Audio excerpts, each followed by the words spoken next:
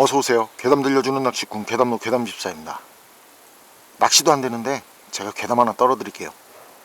단편님들, 누군가 믿기 힘든 초자연적인 어떤 어려운 상황에 놓였다고 말을 하면서 입이 얼었어. 어쨌든 그러면서 도움을 청한다면 그 이야기 경청하고 진지하게 받아들일 것 같으세요?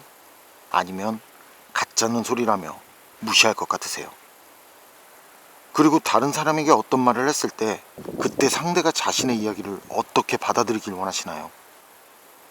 이번 이야기는 비타님께서 보내주신 사연입니다. 비타님, 사연 제보 감사합니다. 그럼 비타님의 기묘한 이야기, 느낀 그대로를 위해 보내주신 그대로 떨어보겠습니다.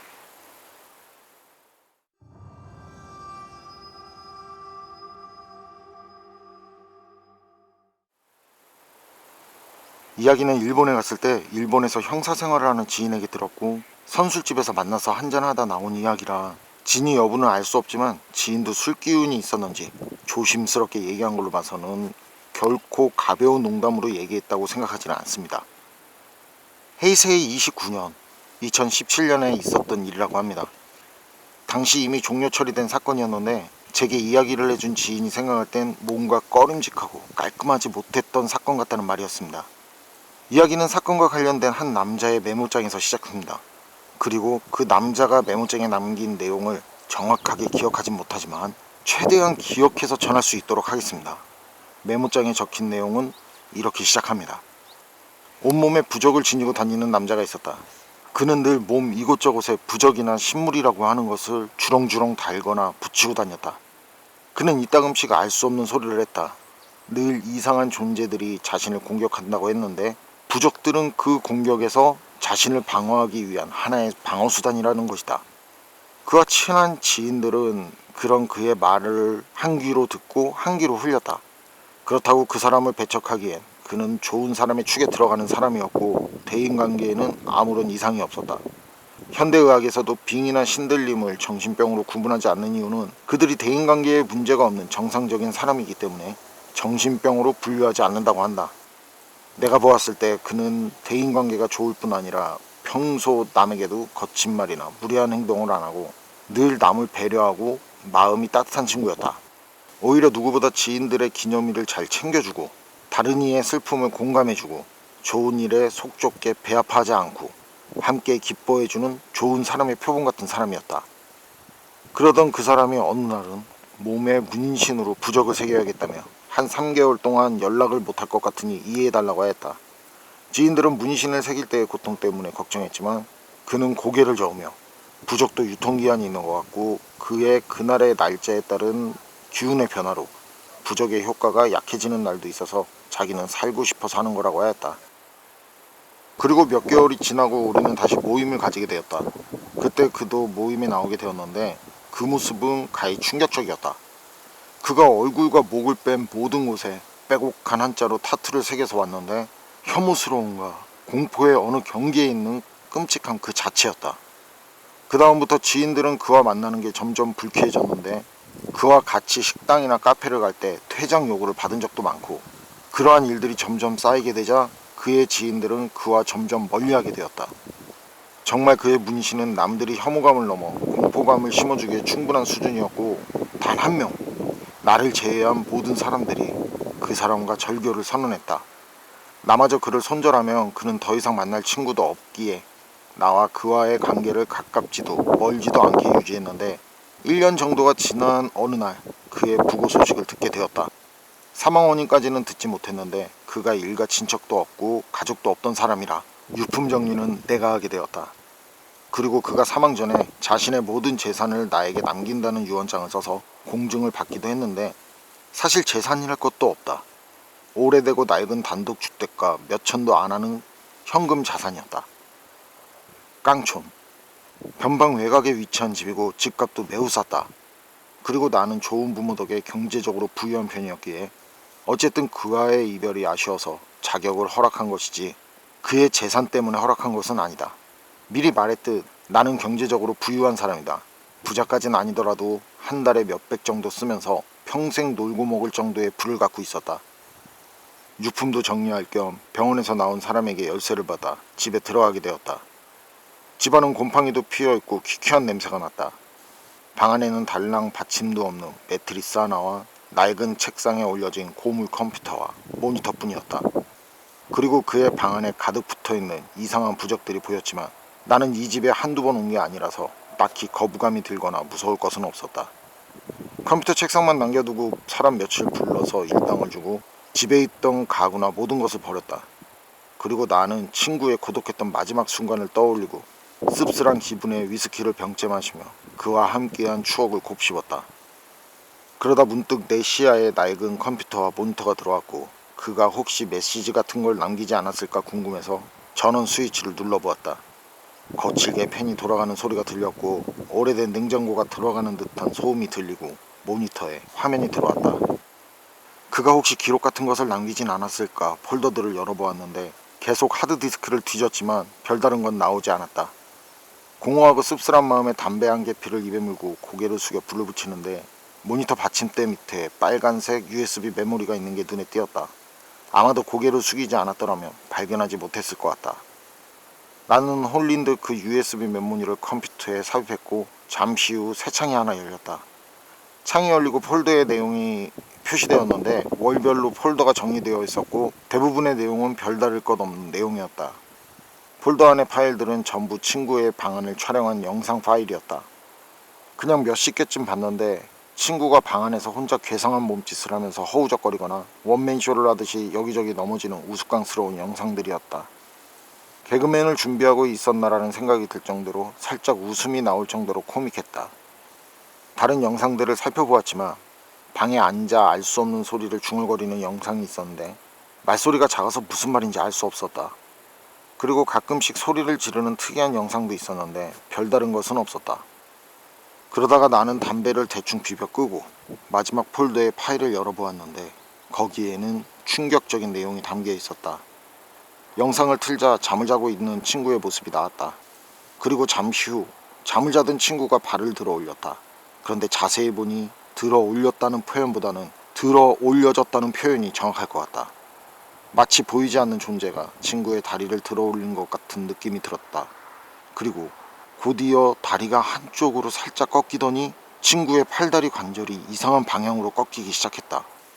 친구는 잠에서 깨어나 고통스럽게 울부짖었다. 보이지 않는 존재는 친구의 입까지 틀어막았는지 그는 큰 소리를 내지 못하고 연신 고통에 찬 신음소리만 내었다. 그리고 잠시 후 친구의 몸이 화공에 띄어지는 게 보였다. 친구는 땀을 비오듯이 흘리며 눈물 콧물까지 흘리고 무슨 말인가를 계속 반복하였지만 입이 틀어막혀진 것처럼 알아들을 수 없었는데 스피커에 볼륨을 켜고 그 구간을 반복해서 들어보니 살려줘라는 말 같았다. 공중에 들려진 친구의 몸은 고통으로 계속 경련했는데 한순간 친구의 목이 절대 꺾일 수 없는 방향으로 스스로 덜컥거리는 작은 소리와 함께 획하니 돌아가 버렸다. 절명이었다. 그리고 완전히 이것은 타살이다. 명백한 타살이었다. 그리고 바닥에 내팽겨쳐진 친구의 몸에 무서운 정적이 찾아왔다. 그 뒤로 영상은 10여 분 정도 더 촬영된 것 같지만 죽은 친구의 모습 말고는 더 이상 아무 변화도 없었다. 나는 순간 생각했다. 이런 거라면 정부기관에 알리는 게 좋지 않을까. 인터넷에 올려볼까 별 생각이 다 들었는데 순간 머리에 강한 충격이 느껴졌고 정신을 잃게 되었다. 그리고 잠시 후 나는 머리가 빠개지는 것 같은 두통을 느끼며 눈을 떴는데 캄캄한 밤이었다. 그리고 천천히 신음을 흘리며 일어났는데 나는 소스라치게 놀라고 말았다. 방 안에 있어야 할 컴퓨터 책상과 컴퓨터와 모니터가 보이지 않았다. 전부 사라져버렸다. 극심한 두통 때문에 표정이 일그러졌다. 머리 뒤쪽을 만져봤지만 피가 나거나 하지는 않는 것 같았다. 그리고 혹시 USB 메모리를 찾을 수 있지 않을까 작은 기대를 걸고 휴대폰 불빛에 의존해 방 안을 샅샅이 살펴보았지만 아무것도 찾을 수가 없었다. 컴퓨터, 모니터, 책상, 키보드, 마우스, 그리고 USB 메모리까지 전부 사라져 있었다. 이후에 무언가를 더 알아보려고 사리탐정도 써보고 갖가지 노력을 했지만 아무것도 알아낼 수 없었다. 그 시간에 누가 출입했는지 차량 통행 정보나 CCTV 영상을 찾아보려고 했지만 그 시간대의 모든 영상은 전산 오류로 인해 삭제되었다는 앵무새 같은 똑같은 답변만 들었다. 나는 자각하게 되었다. 누군가 이 사실을 은폐하려 한다는 것을 말이다. 그리고 내 친구가 정신병자가 아니고 정말 그는 계속 보이지 않는 존재에게 끊임없이 생명의 위협을 받은 게 사실이었음을. 필력이 부족한 본인의 이야기는 무섭지 않은 이야기지만 이 이야기는 사실이다. 그리고 나는 이곳저곳에 이 이야기를 올렸는데 사람들은 소설 쓰지 말라며 아무도 믿어주지 않았다. 그리고 며칠 후에 댓글 하나가 달린 것을 보았다. 작성자 GHKD 2-0297. 이 세상은 보이지 않는, 아니 볼 수 없는 절망으로 가득 차 있다. 그 절망의 파편을 조금이라도 엿본 자는 처참하게 죽임을 당한다. 세상은 거대한 시뮬레이션. 사육당하는 돼지와도 다를 바 없는 인간의 운명이여, 불쌍한 하루토를 생각한다면 작성자여, 너는 이 글을 지우는 게 좋을 거다. 알 수 없는 문장으로 이상한 말을 하는 댓글 컨셉 중이라고 무시할 수 없는 이유는 죽은 지인의 이름이 하루토였기 때문이었다. 나는 대댓을 달려고 키보드를 두들겼다. 당신은 하루토를 알고 있습니까? 나는 하루토의 친구입니다. 당신을 만나고 싶습니다. 당신의 이야기를 듣고 싶습니다. 그리고 전송하기 버튼을 눌렀다. 하지만 화면에 이런 메시지가 출력되었다. 원글이 작성자에 의해 삭제되었습니다. 나는 분노했다. 글 작성자는 나라고. 나는 글을 지운 적이 없다라고. 메모장에 복사해둔 글을 다시 복사해서 글쓰기를 하려고 할 때였다.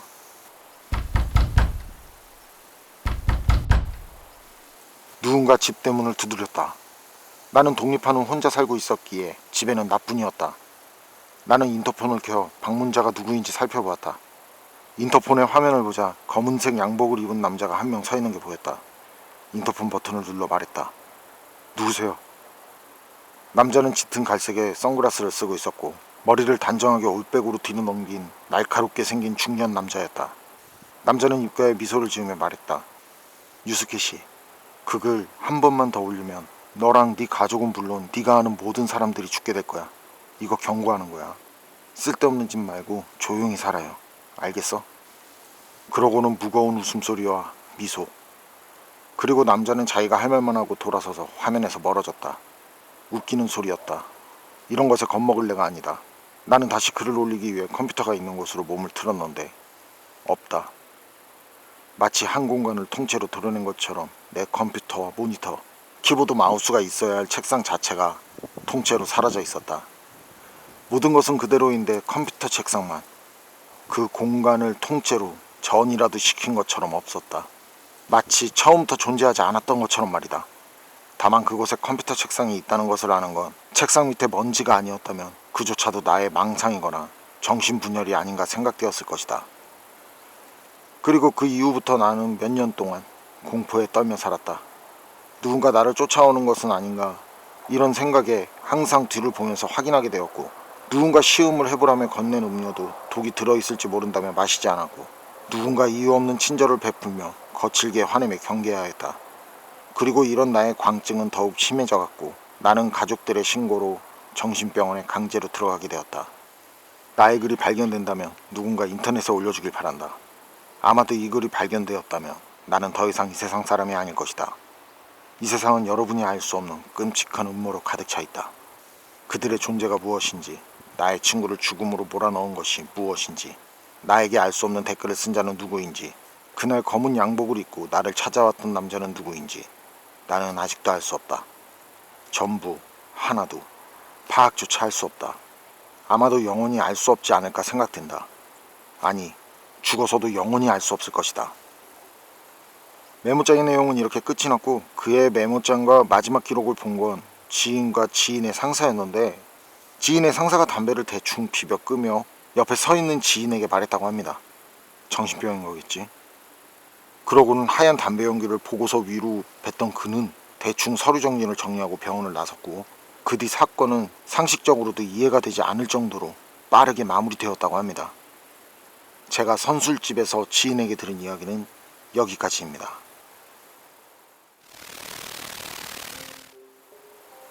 비타님 사연은 여기까지인데요. 저는 이 사연을 처음 볼 때도 그랬고 작업을 하면서도 계속 소름의 연속이었네요.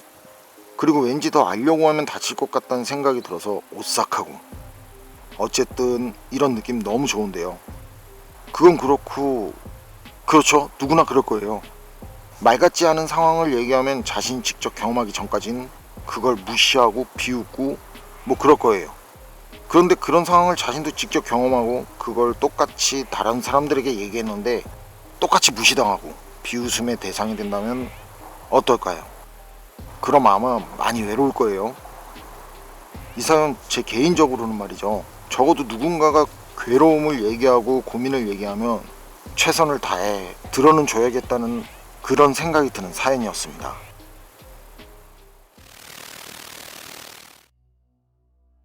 어서오세요. 괴담 들려주는 낚시꾼 괴담로 괴담집사입니다. 사연들을 보면 세상이 정말 말로 설명할 수 없는 그런 기묘한 것들이 많은 것 같아요. 사람이 기억에 남을 충격적이고 이상한 걸 보면요, 말 그대로 그것과 관련된 것들은 잊혀지지 않고 기억에 남잖아요.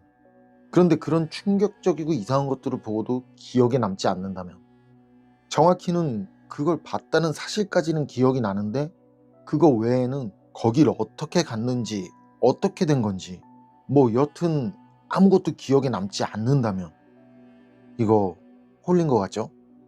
이 정도면 건망증은 아닌 거겠죠? 이번 이야기는 비타님께서 보내주신 사연입니다. 비타님, 사연 제보 감사합니다.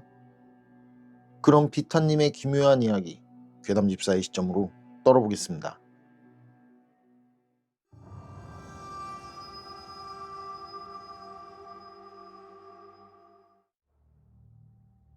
제가 소름 돋는 오싹한 이야기 하나 해드릴게요. 이건 지인 괴담이한테 들은 얘기고요. 예전에 괴담이가 조용히 작업할 작업실이 필요해서요, 외진 시골 부동산에 집을 보러 간 일이 있었거든요. 그런데 부동산 사장하고 집을 보러 가려고 나가는데 전화가 한 통 걸려왔다고 그래요. 그리고 부동산 사장은 전화를 받더니 얼굴이 심각해져서는 정말 미안하다면서 그날 보기로 한 그 집, 실은 그 집 주인이 그땐 그 집에 살지 않고 그 집을 오랜 시간 비운 상태고요. 지금은 일 때문에 자리를 비운 중이라고 하더라는 거예요. 그리고 부동산 사장 그 자신도 갑자기 일이 생겨서 아마도 그때 걸려온 전화가 그거겠죠. 그래서 같이 갈 수 없다고 그러더래요. 그러면서 열쇠랑 주소가 적힌 메모를 주면서 어떻게 가라고 다시 설명을 해주고 일단 먼저 구경하고 있으면 자기가 일 정리되는 대로 금방 가겠다고 그러더래요. 그래서 괴담이는 그날 혼자 그 집을 찾아가게 된 거죠. 한참 동안 산 아래 그 어귀 어디쯤을 지나가고 있을 때 그 집이 보이더래요. 뭐 그냥 봐도 저 집이 그 집이구나 싶더라는 거죠. 그 주변엔 집도 그거 하나뿐이고 어차피 조용한 곳을 원했던 거니까 문제될 것도 없었던 거예요. 그래서 집 근처로 차를 몰고 갔는데 가차에 가서 보니까요, 이게 밖에서 볼 때 뭔가 어둡고 쎄한 느낌이 들더라는 거죠. 그리고 현관문을 열고 발이 현관문을 지나치는 순간 오싹한 느낌의 한기까지 느껴지는 것 같았대요. 그래도 그때 집주인이 집을 비운 지 오래됐다더니 뭐 그래서 그런가 보다 했대요. 괴담이는 그렇게 생각하고 물은 잘 나오는지 하나하나 틀어보고 화장실 위치도 보고 하면서 집을 하나하나 살펴보는데 근데 창문이 없는 방이 있더래요. 그래서 이게 창고로 사용한 용도인가 싶은 그때도 그런 생각을 하면서 심각할 게 없던 거죠. 그렇게 생각하고 방에서 나가려던 그때 방 안쪽에서 이상한 기운이 느껴지더라고. 마치 뭔가가 자기를 부른 것 같은 그런 느낌이 말이죠. 그래서 다시 방을 살펴봤대요. 그랬더니 구석에 문이 하나 더 보였다는데요. 그 문은 무슨 염주 같은 걸로 감겨 있더라고. 아, 이게 뭔가 쎄하다 싶은 거예요. 이제 이 집은 아니다 싶은 거죠. 그렇게 만두 떠났고 상관없는 집이니까, 그리고 기분도 나쁘고 그냥 당장 그 집에서 나가고 싶더래요. 그래서 서둘러서 나가려는데 이상하게 그 문이 궁금하더라는 거예요. 이것도 미쳤지 싶다면서 하는 말이 자기가 그걸 보고 싶은 마음이 없는데 뭔가 홀린 것처럼 궁금해지더라고. 이게 말로 설명하기 힘든 상황이었다고 그러대요. 어쨌든 이상하게 괴담이 뜻과는 반대로 괴담이 발걸음은 점점 그 방문 앞으로 가더라는 거예요. 괴담이는 그렇게 뭐에 홀린 듯이 이제 방문 앞으로 가서 감겨있는 염주를 치우고 방문을 열게 됐는데 그 순간 그냥 완전히 정말 기절할 뻔했다는 괴담이. 그땐 진짜 너무 놀라서 소리도 못 지르겠고 자기 입을 자기가 틀어막았다고 하더라고요. 그때 괴담이가 그 방에서 본 건 말이죠, 벽부터 시작해서 천장까지 빼곡하게 틈도 없이 다닥다닥 붙어있는 어른 주먹만한 나방들이었다고 그래요. 괴담이는 그 광경에 잠시 놀라서 멍하니 있다가 너무 놀라고 더럽고 소름 끼치고 화가 나서요, 집에서 나오자마자 부동산 사장한테 연락하고 올 필요 없다고, 그리고 부동산 사장한테 자기가 가겠다고 그러고 바로 부동산으로 갔대요. 그 부동산에서 사장을 만난 뒤에 열받은 상태로 열쇠 주고 뭐 그런 것을 소개해 줬냐면서 그렇게 따지면서 욕까지 했다는데, 그때 부동산 사장이 이상하다면서요. 뭔 말이냐고. 같이 한번 가보자고 그러더래요. 그래서 괴담이도 그러자고 같이 가자고 그러고는 같이 갔는데, 가다 보니까 아까 괴담이가 간 길하고는 완전히 다른 길로 가더래요. 그리고 그렇게 간 그 집은 멀쩡했고 말이죠. 어쨌든 그런 상황에서 괴담이는 그때 자기가 제대로 확인도 안 하고 하는 게 민망해서는 아까 다른 집에 있었나 보다면서 부동산 사장한테 욕한 거 사과하고 그 집을 계약했다고 하더라고요. 그리고 새로 계약한 집에 살면서 전에 봤던 그 기분 나쁜 집이 궁금해지더래요. 그리고 그 이상한 집을 찍어서 인터넷에 올리면 조회수 좀 나오겠구나 싶어서요. 사진을 찍으려고 그 집에 다시 가려고 생각을 했거든요. 그런데 그땐 그 집을 어떻게 찾아갔었는지 마치 누군가 자신의 기억 중에 그 부분만 교묘하게 지운 것처럼 암만 생각해도 전혀 생각나지 않더라는 거죠. 커다란 나방들이 빼곡하게 들어차 있던 그 의문의 방만 기억 속에 선명했고, 그 집으로 가는 길이라든지 그 집의 전체적인 외관은 아무리 생각해도 떠오르질 않더라는 거예요. 괴담이는 그 얘기를 하면서 그게 도깨비의 장난인 건지 아니면 운과 시간대가 맞아서 잠시 다른 세상을 갔다 온 건지 알 수는 없지만 정말 무섭고도 신비한 경험이었다는 말을 하더라고요.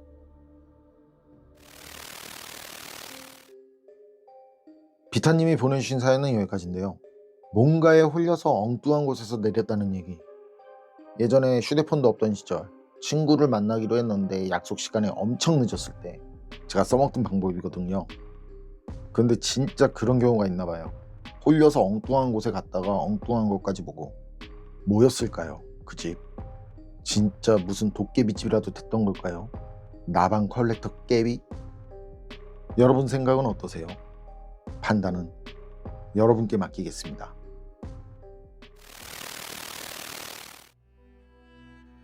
어서 오세요. 괴담 들려주는 낚시꾼 괴담로 괴담집사입니다.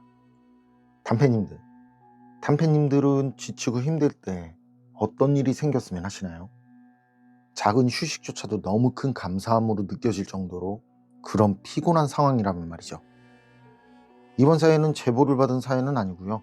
괴담 카페에 올라온 사연인데요. 어쩌면 아시는 분들도 이미 계실지 모르겠는데 혼자 보기엔 아까워서 가져와 봤습니다. 그리고 느낌 그대로를 위해 올라온 내용 그대로를 떨어보겠습니다. 그럼 자리하세요. 기묘한 이야기 시작하겠습니다.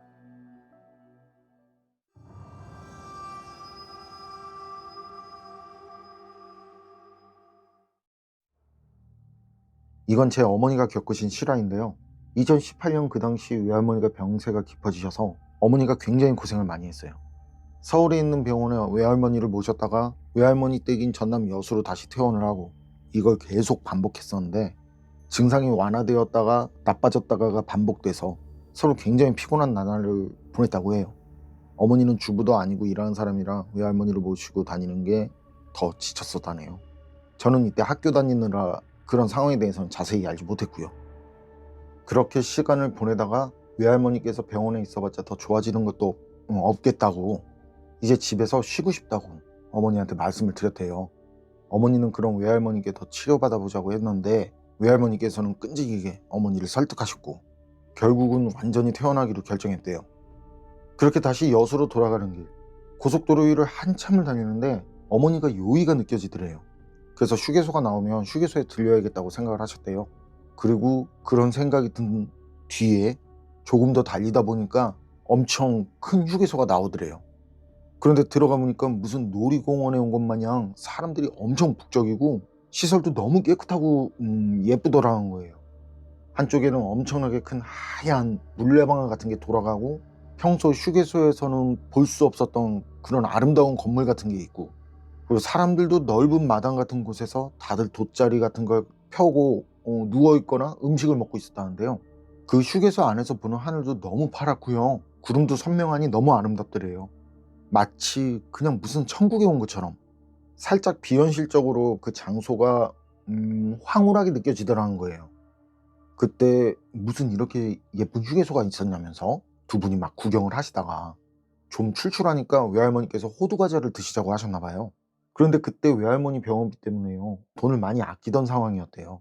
그래서 외할머니한테 "엄마만 먹어. 난 안 먹어도 돼." 이렇게 말하면서 호두과자를 사러 직원한테 갔는데 직원들도 세상이 너무 예쁘고 잘생겼고 다 곱더라는 거죠. 어머니 말씀으로는 연예인들은 뭐 비교가 안 될 정도였대요. 속으로 감탄하고 호두과자는 할머니 것만 주문했는데 직원이 나서서 더 챙겨주면서 말하기를 이거 더 드세요, 서비스예요, 뭐 이런 식으로 말하면서요, 호두과자를 주문한 것보다 훨씬 넘치게 줬다고 하네요. 직원의 그 다정하게 웃는 얼굴에 더 기분이 좋아져서는 맛있게 간식을 드시면서 느긋하게 있다가 차를 몰고 휴게소를 빠져나왔거든요. 그런데 휴게소를 나와서 한참 있다가 고속도로를 달리면서 어머니 머릿속에 번뜩 생각이 나는 게 원래 그 장소에는 휴게소 같은 게 없었다는 거예요. 어머니가 외할머니를 데리고 다니시면서 고속도로를 정말 자주 이용했고 그때마다 그 장소는 매번 지나치는 곳이었는데 그곳에 쉼터는 고사하고 원래 휴게소가 없었다고 하더라고요. 그래서 여기까지 듣고 제가 새로 생긴 거 아니겠냐면서 시설도 깨끗하고 그런 거 보면 아마 새로 생긴 휴게소였을 거라고 이렇게 말을 했었거든요. 그런데 어머니가 아니라고 그러세요. 어머니도 이상해서 외할머니를 댁에 모시다 드리고 저희 본가인 충남으로 다시 오시는 길에 그곳을 들렀대요. 매번 타시는 길이니까 기억은 정확하고요. 그런데 아무것도 없더랍니다. 그냥 산만 펼쳐져 있더래요. 이때 어머니하고 외할머니하고 같이 경험했는데 두 분이 꿈꾼 거라기엔 호두과자까지 드셨고 그게 너무 생생했대요. 그래서 그냥 그때 너무 몸과 마음이 다 지쳐 있었는데 그걸 버틸 수 있도록 하늘이 잠깐 준 선물 같은 거라고 생각하신답니다. 그리고 그때 분명히 휴게소 이름을 봤었는데 나중에 곱씹어봤더니 이름도 생각이 안 나시더래요. 그래도 그 장소에 있었던 것만으로도 힘을 얻고 엄청 황홀했다고 하시더라고요. 몇 달 전에 들은 이야기인데 심심해서 적어봤습니다. 그런데 엄청 흥미롭지 않나요? 전 너무 신기했어요. 어머니가 절대 거짓말 같은 거 재미로 꾸며내실 분이 아니라서요. 그땐 더 신기하게 들었던 그런 기억이 있습니다.